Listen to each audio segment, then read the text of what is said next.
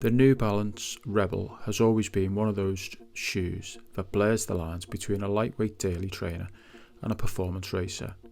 With the Rebel V5, New Balance promises a more refined version of the shoe that we loved in the V4. A little more structure, a touch more stability, and supposedly better breathability. But how different are they really? In today's test, I'll be comparing the Rebel V4 against the Rebel V5 across key performance areas, breathability, comfort, and overall ride feel to find out whether this upgrade is worth your money or if the older model still holds its ground as one of the best lightweight running shoes out there. I've put both pairs through side-by-side tests, including our standard smoke machine breathability tests and also some sole performance tests. So by the end of this video, you'll know exactly which model suits your training best.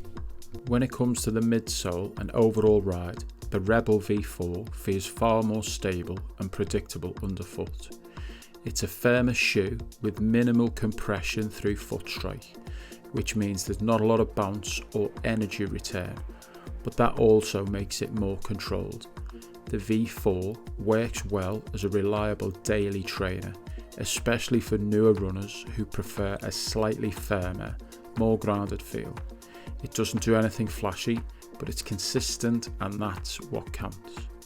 The Rebel V5 on the other hand is a completely different experience. It's noticeably softer, smoother and more responsible, and for faster paces that softness feels great. But there's a trade-off. At slower speeds or when taking tight corners, the midsole can feel unstable, almost as if the shoe is folding or rolling away beneath you. It's a fun, fast, lightweight trainer, but not for everyone. If you value control over cushion, the V4 might actually be the better fit. In terms of breathability, both shoes perform really well. The mesh uppers on the Rebel V4 and V5 allow plenty of airflow, and neither shoe ever feels hot or restrictive, even on long runs. The V5 does have a slight edge with a more open mesh and better ventilation across the toe box, but in real world use the difference is minimal. The takeaway here is simple: whichever version you choose, breathability isn't going to be an issue. When it comes to comfort, the Rebel V5 definitely takes the win.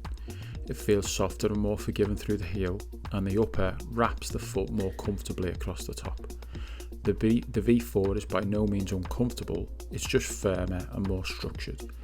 But if you're after that plush, easy on the foot feel, the V5 delivers it better. Both versions of the New Balance Rebel are strong shoes, but they serve different types of runner.